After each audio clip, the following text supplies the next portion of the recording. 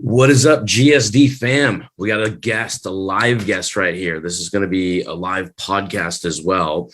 So when you do hear this, you know the deal. Hashtag live, hashtag replay, and tell us where you're tuning in from, what part of the country, where you are in the world, and what you even do for a living. So maybe this can resonate with you. When you do, I got an awesome guest here, Rob Quinn. You've probably seen his face. You've probably seen his ads everywhere. You can see he's a 2 Comma Club winner, and he's going after that X Award. So we're going to be talking about that, how he's built an amazing scale business, a coaching company, and a whole history of sales, like from selling gyms and whatnot. So I'm going to let him introduce himself. We're going to be chopping it up today about sales, culture, leadership, hiring, and pretty much a mindset that you have to like really embody and actually use that to actually attract other people just like you. So Rob, let's get a little intro and a background of who you are. Dude, I absolutely love it. And yeah, appreciate you all for dealing with some of that background noise. I just pulled this up. I'd love to be able to see the questions you ask while we go live. And we can maybe even address some of those while we're live. But appreciate the intro, man. Yeah, well, as you guys know, my name is Rob Quinn at this point. Background wise, done a lot of different things. People know us and the sales agency and know me for primarily sales development. Actually built my name in this online selling space in 2018 because I noticed that there was really no one that was live closing deals in front of people to show their skill set. And so I built my name in the space by selling for other companies initially. And I would take their sales calls. I built a Facebook group and I would live stream me closing their deals on 5-figure 12-month contracts. And it just kind of caught fire. People had never really seen people doing that. And I was one call closing them for companies and products that I was not familiar with. So that's kind of how I built my name. And then over the span of a couple of years, it went from, hey, dude, I want you to teach me sales to, hey, do you know anyone that you could staff in our company that you've been training? And then it turned into a sales agency. And now we are the Sales Agency LLC, which I'm super proud of, especially because that URL costs $10,000. So I'm super glad that we were able to get that. It's fucking worth it. It's worth it. Super worth it. Yeah. Long-term thing. But yeah, man, but what people don't know is my presence online and where everything started actually began in the fitness space, which is really nobody knows that. But that was back in 2010. And so I went online when I graduated high school. I wanted to go for sports. I got scholarships or whatnot, but ended up staying here and not going to college and took guardianship of my brother. So I took on that responsibility. I was like, if I'm not going to go to college and run because I got scholarships for track, then I want to be a fitness pro. So I started in bodybuilding, went to Worlds when I was 19 for powerlifting first, deadlifted like 500 pounds in the 160 weight class. So that's what qualified me for Worlds at 19. And then I knew I wanted to pursue a different market because powerlifting was not as marketable. Not a lot of people wanted to be trained by a heavy powerlifter. When I say heavy powerlifter, just like lifting heavy weights, it wasn't as appealing. So I was like Jay Cutler or like an Arnold Schwarzenegger. More of like just deadlifting like 600 pounds. Like people they didn't aspire to that. Not yeah, I can imagine. Yeah, they're like, yo, just help me get thin and lean. So I switched my competing to competing on stage when I was 19 after qualifying for Worlds. I wanted to be more marketable. At 19 years old, I got nominated best personal trainer in the Northland of Missouri by like votes in by businesses in the Northland, which made me realize I was great at marketing. Because let's face it, I mean, you don't have to be a fitness professional or a business professional to know a 19-year-old should not be voted the best at really anything across an entire state. But I was, because I knew how to market myself and I got that recognition on the front page of the newspaper. So, so long story short, there's not as much money to be made as a personal trainer. There's a lot of, you're capped. So then I went into sales, which I had to know sales to train people. So I did that and went pro as a physique athlete, which is like you compete on stage and do all the poses in your board shorts, like your swim trunks, and went pro at 24 for that.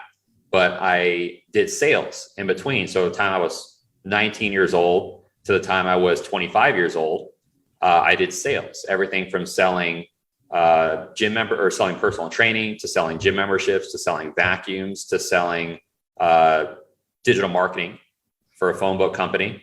I did all of those things. And on top of those fitness recognitions, I did 6 President's Clubs in sales for 3 different billion-dollar companies.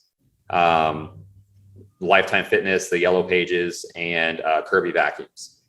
See, I think you had such a big advantage, and it probably didn't feel like it at the time when you're doing like physical training where you have to get the clients, you have to train the clients, you have to make sure they come back to their next session. You have to motivate like adults to like saying, hey, don't die, essentially, like work out, eat right. And they're resisting like their own life preservation, but then going into Yellow Pages, which can't be an easy thing considering that's probably a lot of people who don't want to hear from you, but it was a big name back then. And then Kirby Vacuums, was that door to door? Yeah, all door to door. All door to door. So you're knocking on fucking strangers' doors. You could be like a variety of different people knocking on a door, a stranger knocking on a door trying to sell a vacuum when they probably already have one, right? So these are all tough. Let alone a $3,000 vacuum. Yeah, $3,000 vacuum. Yeah, people don't want to buy a Dyson for like 300. That's dope as hell right now, right? So that's difficult. But what you tell me if I'm wrong here, but I like that. I have a similar background, but I didn't do the door to door, which I wish I did. Now I won't do it because I don't need to, but I wish I had those stripes behind me, because that you have to learn persuasion. You have to learn body language. You have to learn how to read people like that in the instant. Which do you feel that gave you advantage, that you'd be ahead of so many other people that are struggling right now because of that background? I think it was the big eye opener for me to realize that people will only push themselves to a level of being uncomfortable to a certain level.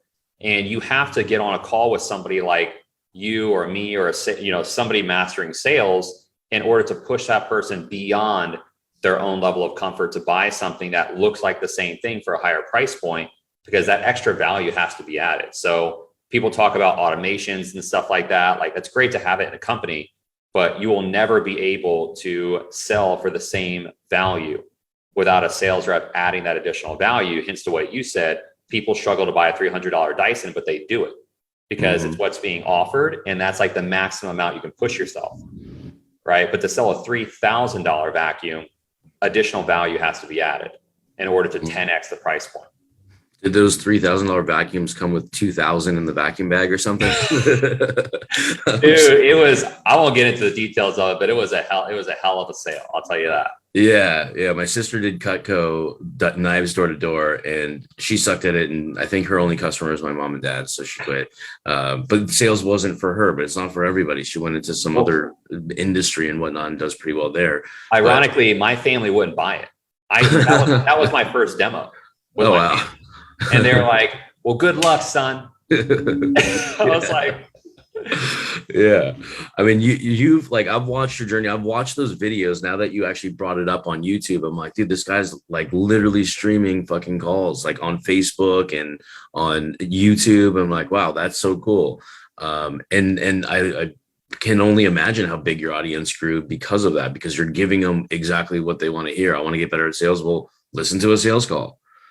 So that's amazing. And I believe like when I've talked to Frank on your team, who's like fucking fantastic, the man. I think that's how he got to you too, was through one of those calls. Like, I've been watching Rob's videos, so I'm like, why not just call Rob and work for him?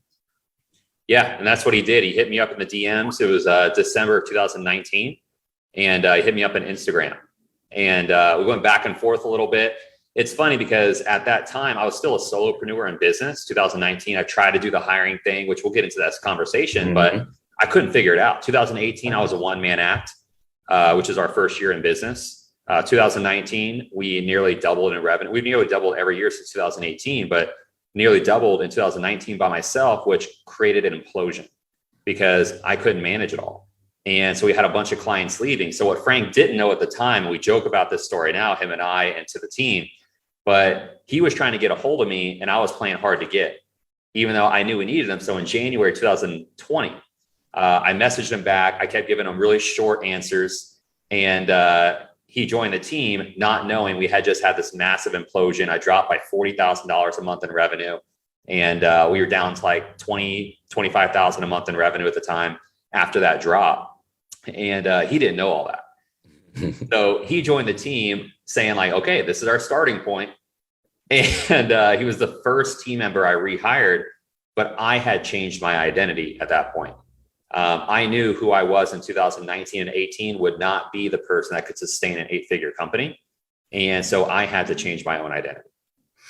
So what was like, how did you go through that change? Like, what was the first thing that you can remember that caused you to kind of go from, I got to be a solopreneur and do it all, and then realize, hey, I need to delegate sales as my first task? So the first thing was my first controllable, which was habits and behaviors. If you, and I refer to this now as, there's two elements because we train sales reps, and there's two things I make sure they understand is your relationship with yourself and your relationship with money. Those are the two things you have to have nailed down. The relationship with self is a contractual agreement that you have with yourself to reverse engineer your actions every day to become the person on your vision board. So we have this like identity map and how to be able to create the person on your vision board through reverse engineering daily actions based on your 1, 2, and 3-year goal. Mm-hmm. So we have that created. And within this contract with yourself, there has to be non-negotiables. So for example, the reason why people don't commit or they cannot become who they want to be on this vision board, whether it's on your computer or on the wall or whatever, is because it's not like buying a house. It's not like renting an apartment. It's not like having a car where if you do not pay them, they will take that from you. Right. Mm-hmm. So people fear not being able to pay for their car or their house or child support or whatever it might be, because they know there are going to be legal ramifications that take place. So in my mind, I live in this world of extremes, which I think a lot of sales reps do. And I still kind of do. I really do. And it's like, I have these in my mind, legal ramifications that if I break this contract, these non-negotiables with myself, I lose it all. Mm-hmm. And so I had to really be tough with myself on that.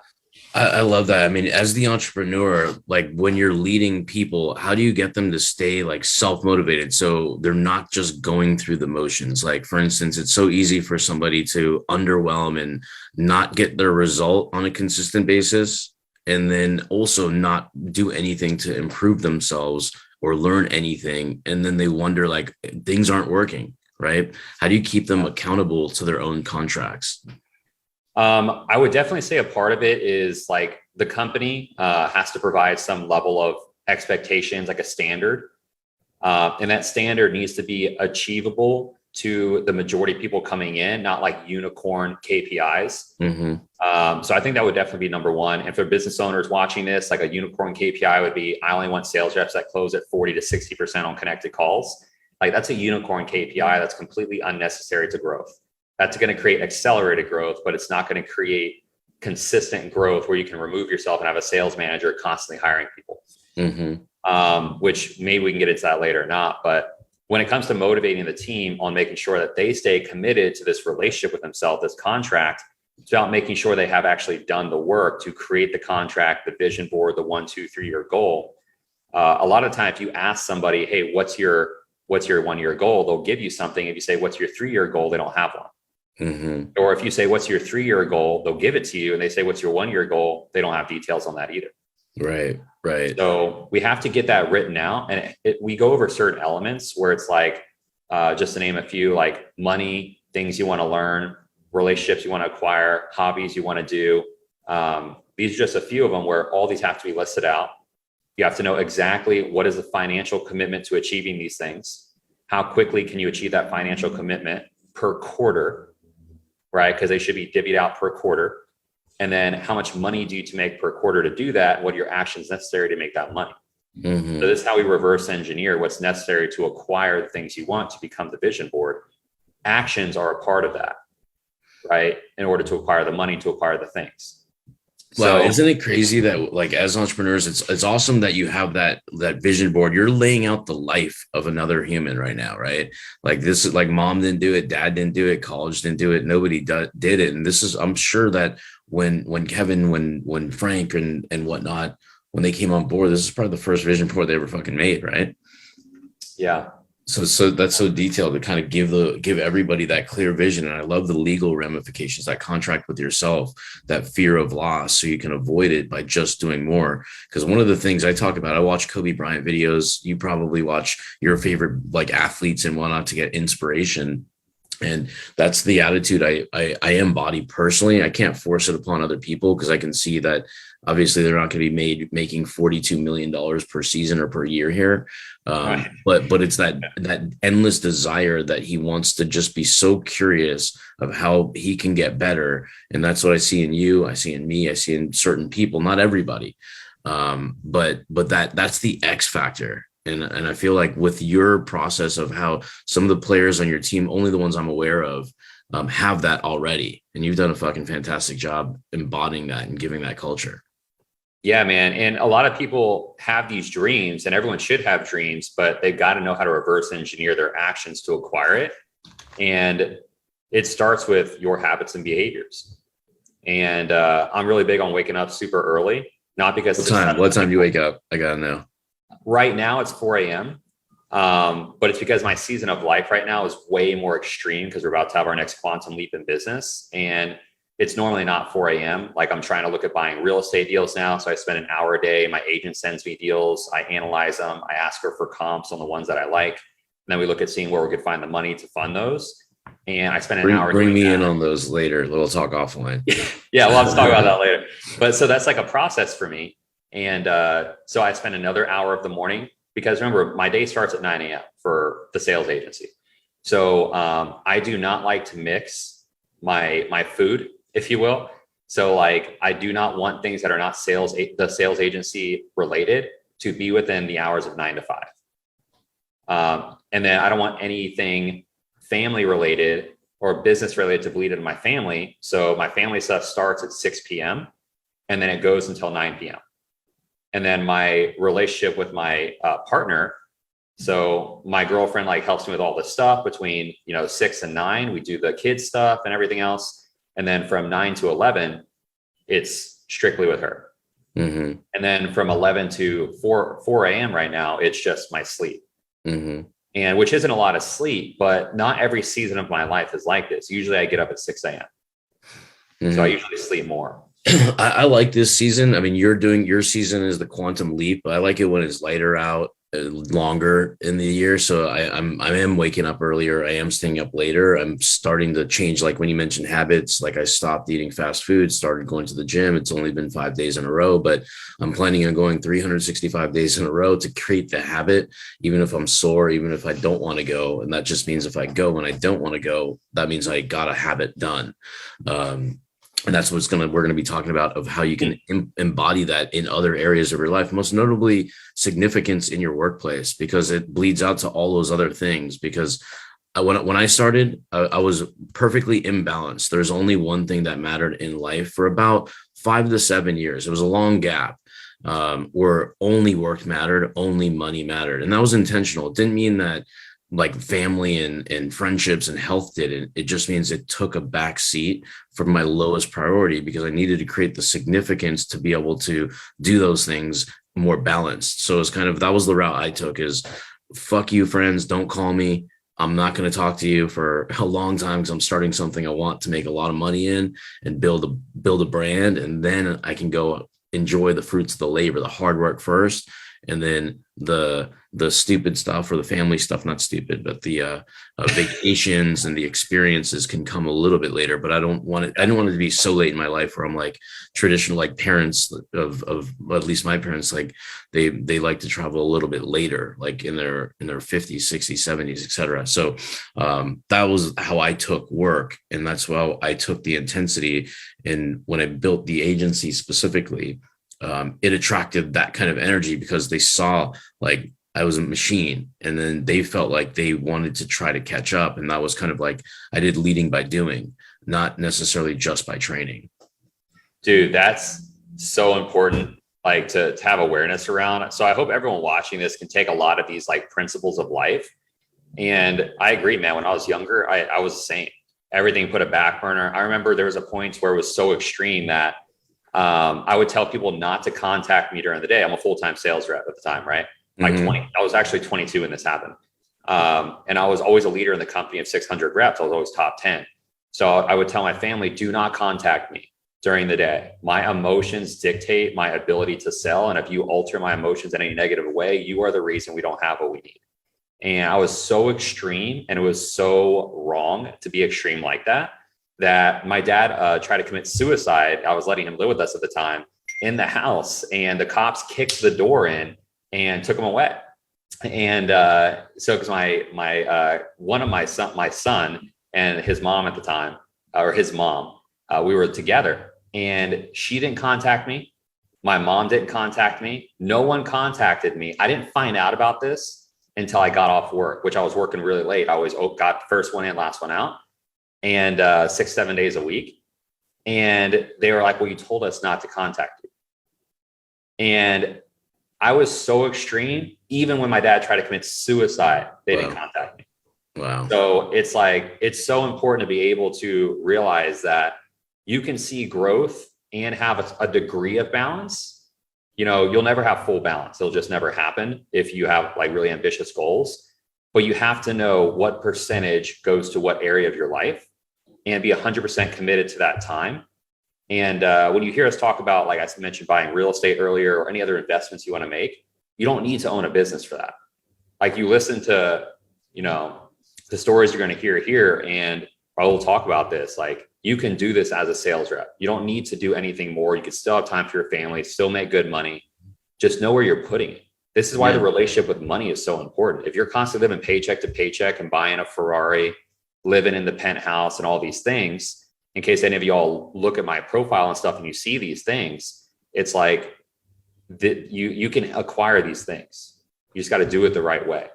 Yeah, 100%. Here's a tip for you Lambo lovers. The new Lambo is a Toyota. All right. Go buy fucking Toyota. Do not waste your money in a car because it costs a lot and you'll set the expectation from people you don't know. So don't impress people you don't know. Do you? I just had that conversation. We had 2 GSD students that were in California. One flew in from Ohio that's moving here now. And we literally talked about that. I'm like, the worst purchase decision I ever made in my life was a fucking Porsche. And I hated the car. I rarely drove it. Other people drove it more than me. It was mostly because when I drive, people I didn't want to talk to had an expectation. Like, what do you do? How do you do it? Like, I wanted to hang out with you. I'm like, dude, I don't want the car to be the reason people like me. I want me to be the reason people like me. And plus it was uncomfortable as shit. My Toyota is the best. I love the and we're not talking shit on cars, just so you guys know. Like, this is practicality. Like, because if you want the real estate, I personally want wealth. I don't know. Do you guys want wealth in the chat? Heart, thumbs up. Is that what you're looking for? Because we're going to get into some juice right here on some tactic strategy stuff too. But I want to see who wants the juice, who wants to create wealth, that it's important to them, and get the skills, get the motivation, get the mindset right, the relationships to yourself and your money, because we can fall off track. And especially coming out of like coronavirus and it's coming back, it's not coming back. We're all working in different locations. It was office, now it's not, it's hybrid, whatever it may be. There's a lot of emotions there. There's a lot of loneliness there. And shit like this is the community that supports you. And now we want to be able to stay focused. How do we stay focused when there's a million distractions? How do we stay focused when your boss isn't in the room, when you're used to having that accountability? Because your wealth is on the line as a salesperson. Your income, that vacation that you can't afford, yet you still go on, that you finance, that can actually be paid in cash, and you can go on more of those. But we got to get it right first. Then you can have money in a thing. Then you can have the real estate and all that good stuff. But it starts with this skill, this consistency. And once you have it, the whole world opens up and you have that aha moment of confidence. You're like, fuck, how didn't this penetrate my brain 5 years ago? But now I got it. So hopefully we'll inspire and impress upon you some good stuff here that you can take away and use. And if it's just changing your behavior, that's probably a big takeaway that you could do too. Well, right, and I would say, this is the next chapter, right? We'll dive into relationship with money, but general advice, and I'm not a financial advisor, but this is just rule of thumb, like don't live above your means, like try to live on half of your income. That's the secret. And it's not that big of a secret. Now the secret's out. Secret's out, because my mentors were just awful. when I was in my young 20s. I was making 10 grand a month selling gym memberships, did the same thing selling vacuums, all this stuff. And all my money went to nice parties, alcohol, and suits. And didn't provide for my family well, provided them a home, and like, you know, they didn't have their own car and all this stuff. Like, it was super selfish the way I was spending my money, and I didn't build our future. Like, I should have been retired by 25 as a sales rep. And I wasn't, because I didn't have good mentors telling me what we're about to talk to you all about. And if you're in business, know this, like, we're going to talk about team, like leadership and things like that. There is a certain way to do it. There's something called golden handcuffs, which you can experience. And I definitely experienced that through hiring people too quickly and not preparing for what could happen. And this happens a lot too in business. So we're going to get into all the good stuff, man. Cool. Where do you want to start? Dude, I mean, we've already talked so much about the sales rep stuff. I think that we can just keep it to that. Just letting sales reps know, if y'all are watching this, like, live on half your income as a goal, acquire the skills necessary to get to $100,000 a year, live on half your income, invest the other 50%. And you'll have the option, if you want to retire in 5 years if you do it the right way. And then you could sell for fun. Like, that's when you become unstoppable, because you don't have to worry about money. Yeah, and just so you know, if you are confused whether you're a salesperson or not watching this, you are, because you're always you're selling yourself on something. You're selling yourself to your children. You're selling your service as a marketing agency, and you're selling your culture to people that you're trying to attract. And if you do any social media content, you're influencing something, so a transaction or a behavior can change of the other audience. So like this guy and myself included, we've done this at pretty high levels. There's not too many people that, like, I've seen with evidence that have got to like 8 figures. That's a pretty hard thing to do. I mean, the longer you're in business, I mean, Rob's been in business for a long time. I've been in business for a long time. Think about this stat, like, by year 10, 9 out of 10 businesses should be dead. So the longer you actually are in business, the closer you're getting to 10 years, the closer you are to dying. So that's how crazy we are as entrepreneurs, right? So, but when you make it past that 10-year mark, then you can get into legacy mode, right? And I mean, of course, there's exits, there's pivoting in between and all that stuff if you don't like what you do, or you shut down and start something new. But like, just to know how crazy it is of who entrepreneurs are as a mindset, you have to have a little bit of crazy in you. But when you solve that sales and the team thing, that I want Rob to talk and break down. He's much better than me at probably team building. So I want him to kind of dive into some of this stuff, but pay attention to this, because this is the fucking juice. Because if you can't go alone at this, I tried myself, Rob tried himself, like, he had his implosion, I had my implosion. But then when we got good at being able to acquire our customer as people that work for us, man, it changes so much stuff. The business works, and we have our own time back. Yeah. And dude, everyone wants that, right? I know we got business owners watching this, which is probably the main audience here. And so we'll just talk about business stuff now. Yes. Moving forward. But when it comes to that, like, the habits and behaviors apply to you too, right? You cannot expect somebody to come in, and if you're never in the business, like, and you're just starting out, you have no team members, you're trying to build a team, you can't expect to never be present. Right? A culture is going to get built whether you like it or not. And if you're not an influence to that, you will not be building that culture. Someone else will. And if they don't fully align with your vision because they haven't been around you enough or fully understand it, they will then be building based on their vision, which, guess what happens? It's not what you're in alignment with, which is going to start making you hate what's going on. And there's going to be a lot of friction created. So put in the work. Don't try to pull out so early. That would be my first thing. And invest in people a lot. Like, dude, I'm in year 5. I know you've been doing this longer than me, but I'm in year 5 right now in business. I am still involved. Like, I'm still heavily in, like you guys heard me say, like, from 9 to 6, like, I'm still doing the sales agency stuff. Mm-hmm.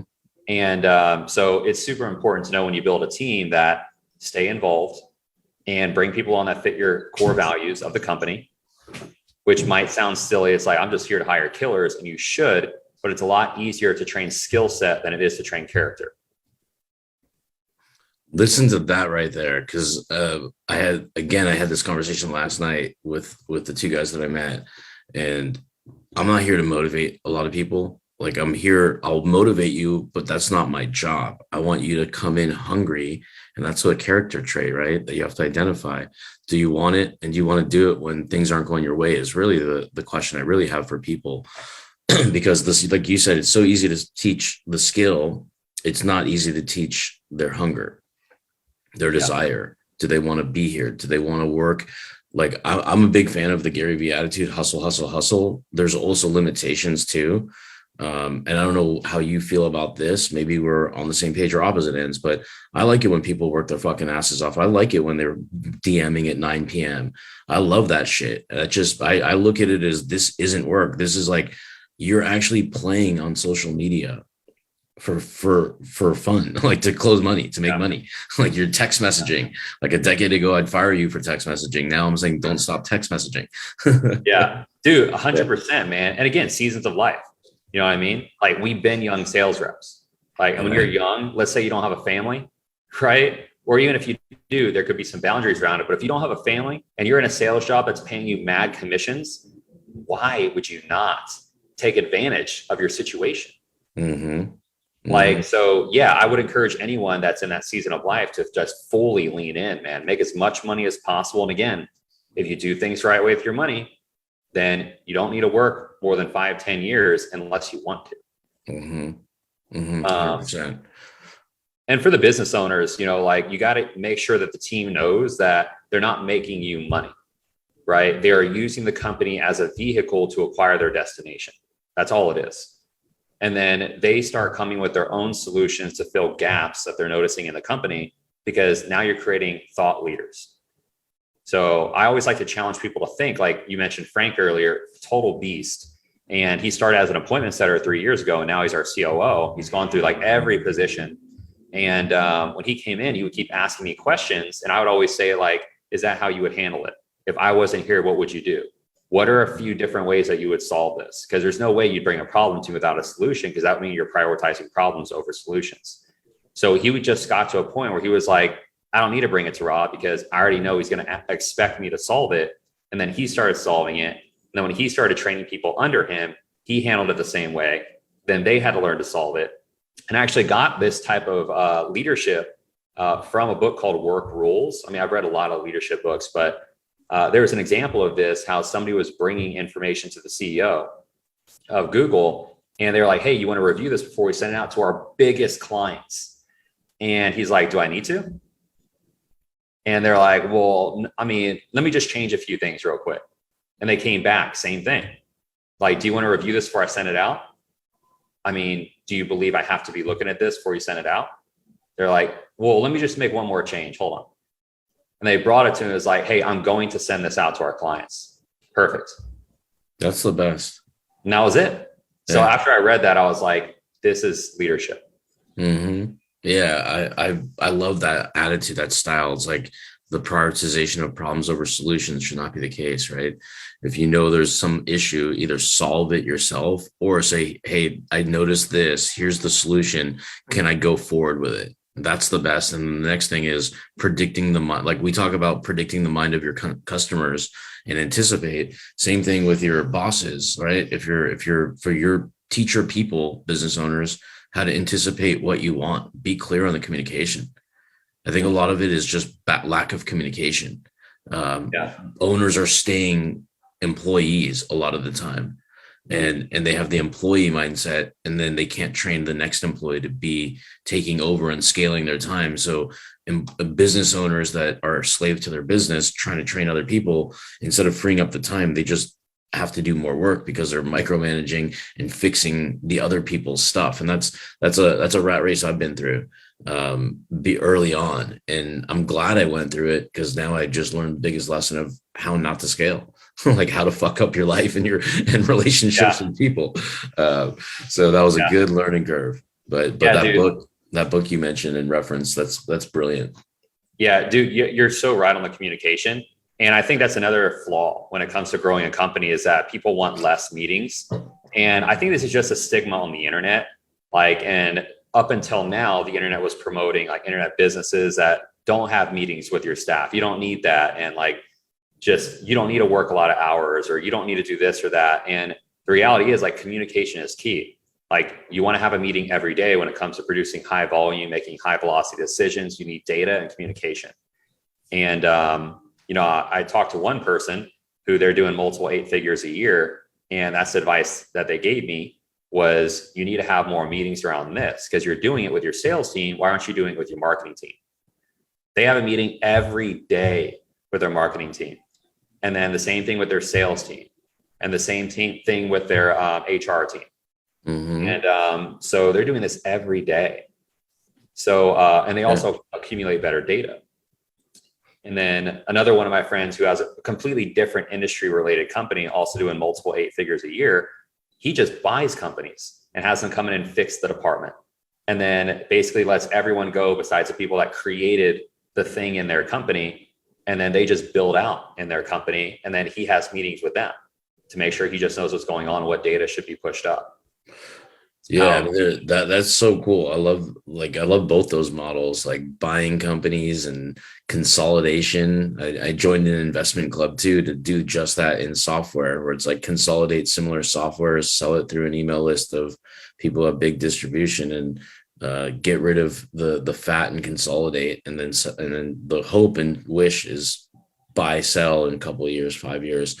Who knows if it'll work or not? It's a lot of work, but that's why you got to, like, even with this investment club, we built a team. It's a crowdsourced team. It's like, you're good at marketing, you're good at graphic design, you're good at X, you're good at Y. And then we have roles, responsibilities, and we meet every week and say, come ready, don't fuck it up, do your job. So that allows us to do like a once a week meeting, but we do the GSD, we meet every day, 7 to 8 in the morning. We do our morning meetings, establish the goals, do some role play. Maybe we do it as a virtual office too now. So it's like, if you guys want to stay on, undo the audio and virtual office up, because this is the next best thing. I mean, as much as I wish I can like pat you on the shoulder or be in front of you during sales calls, I can't. Let's just create that environment virtually. That's the culture, man. Everyone should be looking to create that. That's so important. Yeah, because it's so easy to like get so distracted. Because even myself, like, I mean, I have GSD everywhere, and it's not really because I'm trying to build a brand or anything. That's of course what I want to do, but it's more of a stigma of a mentality. It's like when I see that, I'm like, all right, don't turn the fucking TV on and start watching ESPN at 11 in the morning. Right. It's like a frame, an anchor to me. When I see my phone and it has it on the background, it's like, all right, go, if you're going to open this phone, don't scroll through TikTok and do what you opened it for. You're going to call someone, you're going to text somebody. So it's more of like a focus momentum, because there are a lot of distractions. And that's why we got to keep these meetings, even though there's books that say meetings suck by some smart people. They don't suck when they're productive and you're getting an outcome. Right. Exactly. That's the trick. Right. And I actually had the same conversation with Brad Lee. I was on his podcast because he's like, I don't like to do meetings, but it was different though, because he's all in-house, like in a like location, brick and mortar. Whereas like we're all virtual. Right. So it's just a different dynamic. So we had a really constructive conversation around like the difference in the dynamic and how the communication takes place. That's really big. And then we could talk about like the executive roles too. And like, if you're trying to hire for an executive, what that looks like. Let's go. Like I'm on our notes here, like developing a culture of people like you. We've covered a lot of that. Do you want to dive deeper into developing the culture side? Or any character traits? Only thing I would probably add is just understand whatever you choose to accept, you choose to duplicate. That's probably the only extra thing I'll add, because I feel like people can reflect on that and understand like their behaviors then create other like behaviors to that degree or a lesser degree. So something to reflect on. When's enough? When should somebody say, all right, we're not a good culture match, we made a mistake on the front end? When's enough? I love this question because it also comes down to what you're willing to tolerate. Because there's two different things, like your tolerance level in business and what you're willing to tolerate. And this falls into that second category, what you're willing to tolerate. And if you believe that people should get 10 chances to figure something out, then 10 chances, right? If it's indefinite, then it's indefinite, which will cause obviously huge problems in your business.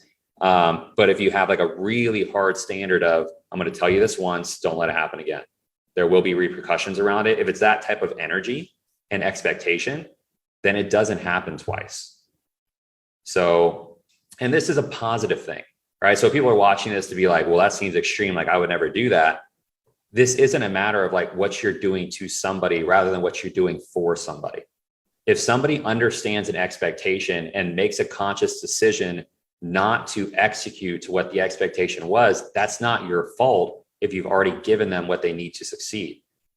So what you're doing is helping them offboard from a company that is not suited for them. Right? Amen to that. Firing is one of the fucking hardest things. That's a really eloquent way. Like you're giving them the standard, you've given them the necessary skills and tools. They consciously said, I'm not going to do what you asked me to do. Then it hurts the team. That is a great point. And there's 1,000 ways to skin a cat. So it's like, I'm not going to sit here and say, do it my way. Because I like to hire people better than me. Mm-hmm. But that's why we give people the option to be able to say like, this is what the standard is, what I'm going to choose to do. But that's also something you have to consider with executives when you do bring somebody in for that is if you hire somebody more ambitious than you, like they will outgrow you. And that's why the company will only grow to the degree of your standard. And you will end up losing great talent. Like I see this happen in a lot of companies where it happened to me actually in 2019. I actually had a business partner in 2019, a killer, but we had too much of the same skill sets. So I knew it wouldn't work out. And he wanted something different, moving in a different direction at scale than I did, but he outgrew me personally. His personal development outgrew mine. Mm-hmm. It's not that his skill sets in a particular area of business growth outgrew mine. His personal development outgrew my development pace. Mm-hmm. So like if your vision was just thinking further out, is that what you mean? Like he had more discipline. Yeah. He had more discipline than I did. Right. So, with character and like that commitment to yourself, and that commitment to yourself is so valued.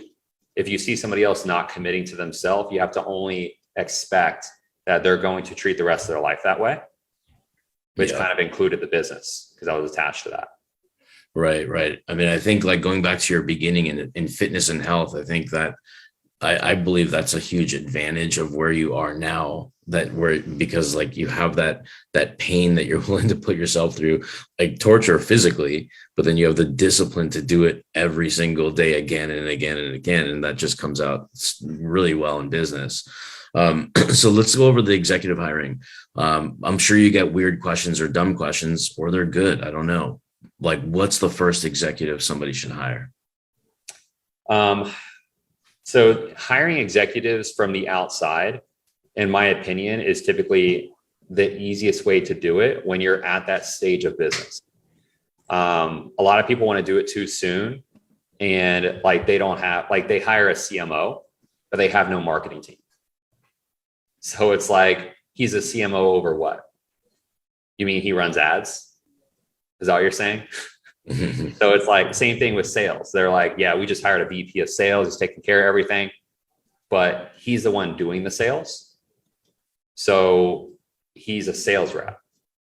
You know what I mean? So they're giving people titles to make them feel more important than they are, when titles are just nothing, right? It's like, that's why Elon Musk legally changed his title in Tesla to Tech King.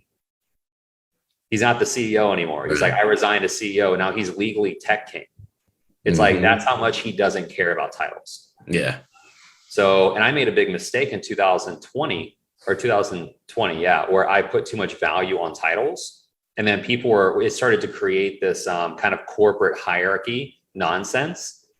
And so then we just stopped with that, because people were trying to value getting promoted over execution and what they're doing to be able to build the empire we're trying to build.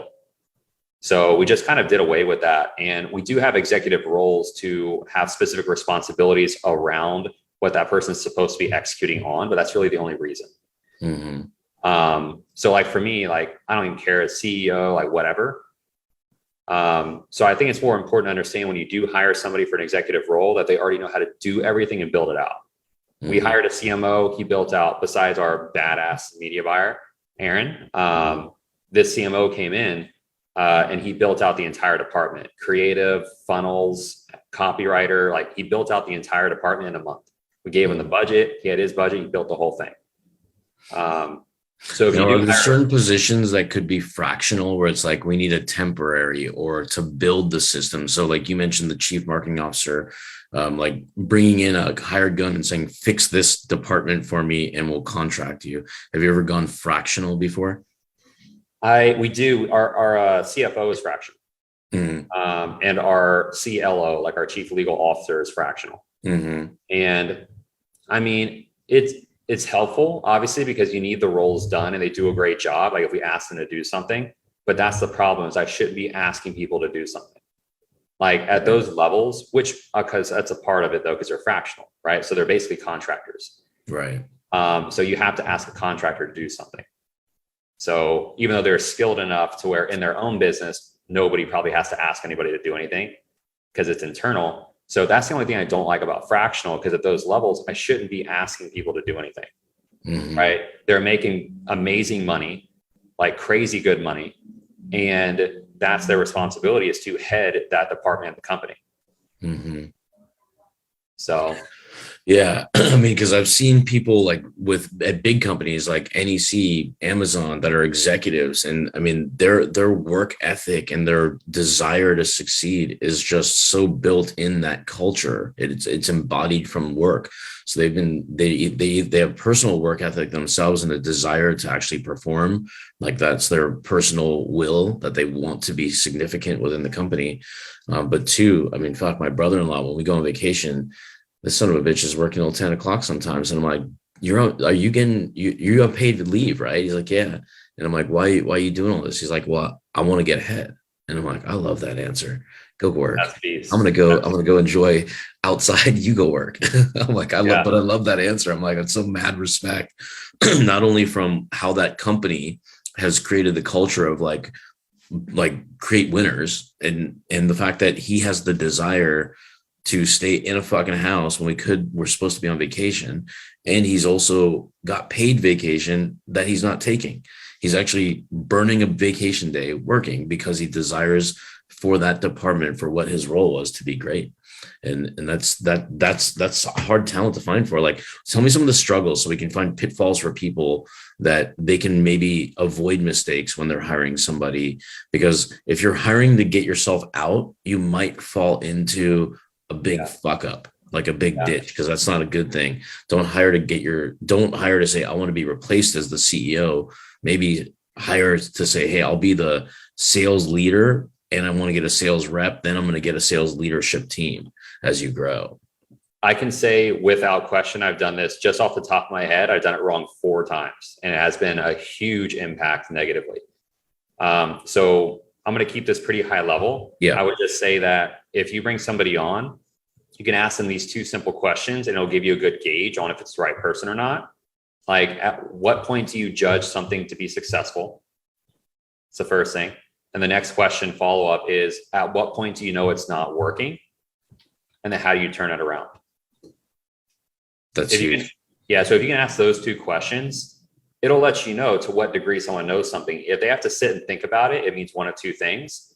Number one, they're having to sift through all the stuff that they've seen happen in their past to pick the best example to talk about, or they're trying to make up the answer. That's a good radar right there. Yeah. Awesome. Okay. So what's another mistake that we can help people avoid here? Not having ways to track the expectations. So if you cannot inspect what you expect, you should just know that it's more than likely going to go wrong. Break that down for me. Let's just use a sales team, for example, probably the one most people are working on right now. So when you're building a sales team, if you don't know all the necessary action before the close that needs to take place in order to help you optimize the amount of closes that you get in a month from your team, and you're only judging success on the closed deal, then odds are you will not be able to optimize that department. Not odds are, like you won't optimize that department. Mm-hmm. Are you speaking like in this moment, like, so just to break down slightly deeper, like the touch points. So it's like ad comes in, they get an email, a welcome email, some supporting content, a confirmation call, do the sales triage, go to sales call, sales doesn't close, but then you follow up with tagging emails, etc. So like the whole nurture process is what you're saying, like a system. Yeah, a system. I would say that first part you mentioned is probably more on the marketing. So like we'd have different things for the marketing team, Sure. but for the sales team, yeah, you nailed it. It's a system of like, how many inputs have you done? Which we can always deep dive where the inputs are coming from, but we'll just say, how many inputs have you done? How many calls were booked? How many calls showed? Of those calls, which one closed? We can actually go even deeper on what's a first call versus second call close. So we know if people are waiting around for opportunities, or if they're actually going out and making sure they nurture their opportunities they've been given. So it lets us know where we're leaking money. But this is like when you deep dive the higher level KPIs of inputs, calls booked, calls showed, closing percentage on connected calls, not offers made. Those are other metrics that we look at to deep dive to be able to see an actual rep's performance. But the higher level numbers are the ones we have to optimize as a sales manager. Because VPs, they're consolidating data, right? They don't need to see all those. All they're doing is consolidating the data that matters the most and making faster decisions. That's why as you go down the line, like a sales manager, which will be mid-level management, like they have to be able to know what numbers are tracking and to make sure the data is inputted correctly. So like for me, I'm looking at way higher level stuff, which is going to be like, what is our cost per acquisition?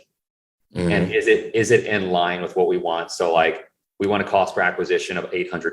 That's like our best that we want to hit for both products, whether it be our business to consumer product or business to business product. So I'm looking at that. If that falls short, then I'm going to talk to the CMO and be like, yo, why are we falling short here? And then we deep dive the numbers. Right. So I'm looking at way higher level numbers that allow me to know, are we on track or not? And then if we're not, I deep dive it with the department head and they deep dive it with their mid-level management to make sure everything's input correctly. How can we optimize? Man, what gets measured gets results. I mean, if you can't measure something properly, then you're going to make massive fucking mistakes. And it doesn't have to be sexy. You just have to face reality. Cause like, I didn't want to step on the scale to see my weight, because I knew it wasn't looking good. And I had to face reality because now I need to be committed to losing the weight. I want to lose 26 pounds. So in business, I may want to make a certain amount of closes or a certain amount of money. You have to have those KPIs and those standards to be able to get there. So, I mean, take this information, because like a lot of, like when we coach, and you probably coach a lot of businesses, it's just a matter of like their numbers are like non-existent. Like, how many calls did you make? They don't even know the number of fucking calls they made. I'm like, dude, did you make 3? Could it be within 50 in this day? Like, there's just nothing. It's like, man, we got to take this business a little bit more serious if we wanted to actually succeed, because the inputs are also outputs. Like, go, if you want to, the fastest way to close a realtor is call fucking realtors. Go on realtor.com. The fastest way to close dentists is go on 1-800-dentist. Just call, email, friend. It's just action, and get that system down. Because if you want it bad enough, you'll do the shit that nobody wants to do. And that shit that nobody wants to do becomes fun. When it becomes fun, then it becomes unconscious. Like, you're just doing it out of nature because you like it. And just know you won't know it right away. Like, I know it's kind of, maybe you're listening to this and you're like, whoa, hold on, executives, mid-level management, whoa, data, KPIs. Like, I'm just trying to get my first sales rep. Like, so it's okay not to know it. Like in 2019, when we finally did hire somebody to work with our finances, the first question he asked me was like, so what do you know about your numbers? And I was like, well, you mean how much revenue we make? And he's like, no. But that's all I knew at the time. And so I've learned quite a bit since then. But, you know, to what you said about if you want to make something happen, you got to reverse engineer. Like, that's how I went pro. Like, I didn't know how to go pro. I just knew it was one of my goals. So I just took who the best was at the time, Arnold Schwarzenegger, and I looked up his body part ratios. And I knew like his calves were the same size as his biceps. His waist was the same size of his thighs. And so I went through all the different body measurements. I looked to see what they were, and I measured mine. And based on deficiencies, my workout program was set up to be able to correct those deficiencies. So this way I could have the same ratios, not necessarily the same size, but ratios, because they judge from bottom up on stage. So that's impressive right there, how deep you go into like the physique. I mean, but it's what gets measured and how to get there. The problem, the solution, problem, the solution. There's always a way. I mean, I was listening to Eli Wild tell a story about making money. It's just like when people say they're broke, you can literally go rob a bank and you can go make money. Or you can get the skills and then you can make money the right way. So one, you'll probably go to jail. The other way, you'll actually have a sustainable long-term life. So it's just a matter of desire and resourcefulness of what you want to do out of there. If you want to solve the problem, it's not a problem that's easily solved. There's going to be a lot of shit along the way. There's so many war wounds that we haven't talked about of times where like, is this something I'm even capable of? But then you have to reach into the desire bucket and say, I'm going to fucking figure it out because I don't want to fail. I want to go. So that's when I started off the conversation a little bit earlier. We are fucking crazy. Not me and Rob. You guys fucking watching this. If you own a business, you have to have a little degree of craziness to want to keep going when shit doesn't work and still find that way because it will work. It's just that if you haven't found it yet, you just haven't found the right mentor or the right process. Yeah. One of my mentors told me that because when I met him, he was at 4 million a year and I was just starting out, but now he's at 35 million a year. That's and I was just 5 years ago and he's in the food industry, a different online industry. But he was telling me like, you just got to do the same boring shit every day and you'll be able to recognize variables that can be changed because you are doing the same boring shit every day. And so that was really important to hear coming from somebody that's been doing it. And the other thing is, if you guys are like, oh, but you're not in my position, Rob, like you don't get it. And there's nothing unique about your position. There's just lack of awareness in your position. I can tell you when I was in that stage, there'd be days where I was like, bent over, hands on my knees, feeling like I was going to throw up from being able to find out how to get myself out of a position. Because I was like, yo, this is so intense. I just don't know if I can get through this. To what you said, the desire bucket. And then I had to remind myself, like, I always tell myself that my dreams exist and it's only a matter of if I'm going to acquire them or somebody else will, but one way or the other, somebody will acquire the dream. And I need to make a conscious decision today if I'm the one that gets to live it, or I need to accept and embrace, I want someone else to live it. So once you make that conscious decision today, the way that you act, because you act based on what you think, will change. But if you're going to say it, do it out loud. If you're not willing to take the action, walk up to a mirror and say, someone else deserves my dream, I don't. But you have to say it out loud because you know you're embracing the reality. Once you do, everything will change. You'll have a big weight off your shoulders and you'll be okay with doing less. I love that. Give yourself a contract. Give yourself a contract, non-negotiables, man. Yeah.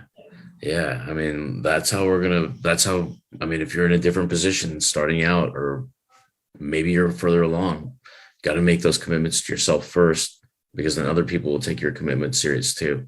But if you don't follow your own actions, nobody else will. So that behavior has to become habit, or habit has to become behavior, whatever the order is.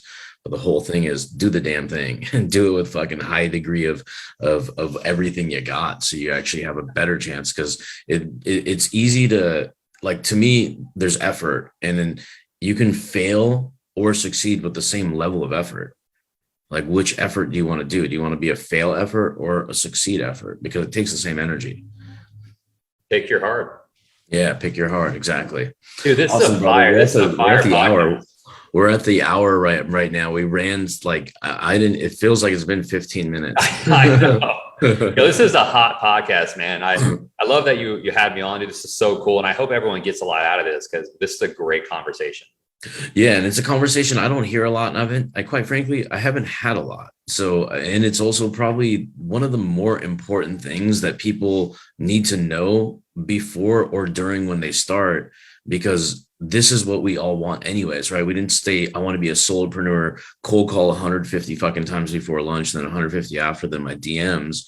They were thinking like the end point, like, why did you start? I want to be able to make a lot of money. Cool. How do we get there? What are the middle points? Let's send an end point, first goal, then we'll create another goal afterwards.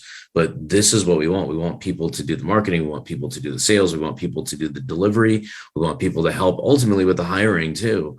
So get a lot out of this. I mean, this is a hot conversation that, I mean, Rob's giving you information from a variety of books, a variety of mentors that he's paid a lot of fucking money to. So it's not like you can go find this information anywhere else, really, quite frankly, because it's on so many different pockets of the world. So it's condensed down, even though it might be one sentence that you took away. That's the most important sentence of your week, your month, your year, possibly, right? Dude, I could not have said it better. That one sentence for me in 2019 that made me change my habits and behaviors in January 2020, to circle this all the way back. That mentor at the time told me that, Rob, you need to understand not everyone's out to get you until you do. Just embrace being stuck because you're not going anywhere. And he hung up. And that was it. This is a dude I was paying. And that's what he said to me and hung up the phone. Man, that's powerful. Dude, it hit me hard.